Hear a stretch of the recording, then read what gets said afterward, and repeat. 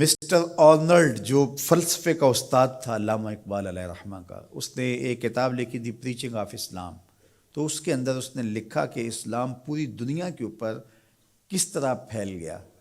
باقی بھی تو مذاہب تھے لیکن اس تیزی کے ساتھ ایسے نہیں پھیلے جس طرح اسلام پھیلا.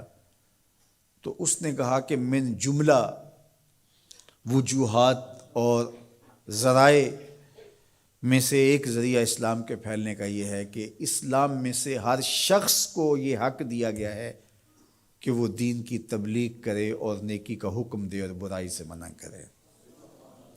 باقی مذاہب میں ایسا نہیں ہے. میرے حضور نے خطبہ حجۃ الوداع کے موقع پر 1,44,000 صحابہ سے مخاطبت کرتے ہوئے فرمایا فَلْيُبَلِّغِ الشَّاهِدُ الْغَائِبَ، جو موقع پہ موجود نہیں ہیں تم سب کی ذمہ داری ہے ان تک میرا پیغام پہنچا دو. بلغوا عنی ولو آیہ، میری جانب سے ایک آیت بھی آتی ہو تم نے اس کو آگے منتقل کرنا ہے. مومن ایک معاشرتی فرد ہے جو صرف اپنے آپ کو ہی نہیں بچاتا، دوسروں کو بھی بچاتا ہے، دوسروں کی بہتری کا ضامن ہوتا ہے. من رعا منکم منکرا فلیغیرہ بیدہ فإن لم یستطع فبلسانہ فإن لم یستطع فبقلبہ وذلک اضعف الایمان. فرمایا تم میں سے اگر کوئی شخص برائی ہوتے دیکھے تو ہاتھ سے منع کرے، اور اگر ہاتھ سے منع نہیں کر سکتا تو زبان سے روکے، اگر زبان سے بھی نہیں روک سکتا تو دل سے برا جانے. وذالک اضعف الایمان، اور یہ کمزور ترین ایمان کی علامت ہے کہ وہ دل سے برا جانے. اسے کم از کم زبان سے منع کرنا چاہیے.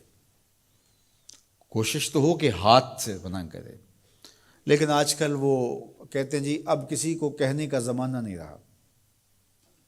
کسی حد تک یہ بات سمجھ میں آتی بھی ہے کہ آج کسی کو اگر کہیں تو وہ الٹا ناراض ہو جاتا ہے، بلکہ کسی کی اولاد کو کوئی تربیتی بات کہیں تو والدین آگے کہتے ہیں کہ تمہیں کس نے حق دیا ہے.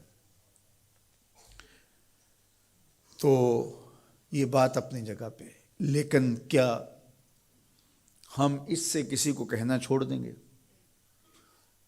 طریقہ کار خوبصورت ایسا رکھیں کہ جو حالات کا متقاضی ہو کہنا نہ چھوڑے. بعض کہتے ہیں کہ جی سانو کی لگے اپنے گھر میں کوئی چھاج بجائے یا چلنے. یہ دور نہیں رہا، زمانہ نہیں رہا کسی کو کہنے کا. اگر اس فلسفے کو تسلیم کر لیا جائے اور یہ طے کر لیا جائے کہ ٹھیک ہے، تو پھر برائی سے منع کون کرے گا اور نیکی کا حکم کون دے گا؟ جبکہ اس امت کی ذمہ داریوں میں یہ شامل ہے کنتم خیر امت اخرجت للناس تامرون بالمعروف وتنہون عن المنکر. تم بہتر امت ہو. کیوں؟ اس لیے کہ تم لوگوں کو نیکی کا حکم دیتے ہو، برائی سے منع کرتے ہو. یہ اس امت کی ڈیوٹی ہے، ذمہ داری ہے اس امت کی. یہ امت سوچنے لگی ہے کہ جی یہ دور نہیں رہا. یہی تو دور ہے.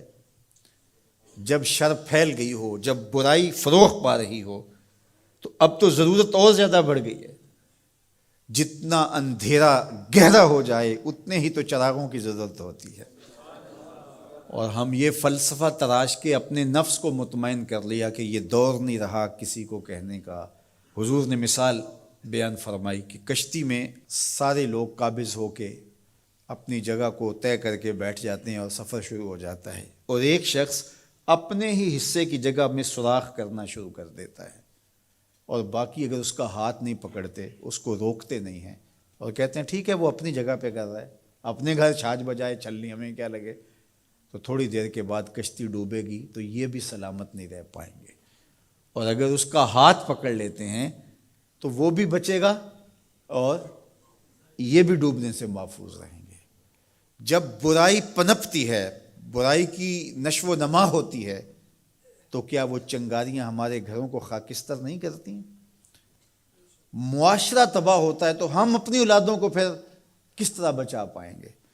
تو مل کے برائی کو روکنا اور نیکی کا حکم دینا یہ مسلم معاشرے کے تمام افراد کی ذمہ داریوں میں شامل ہے.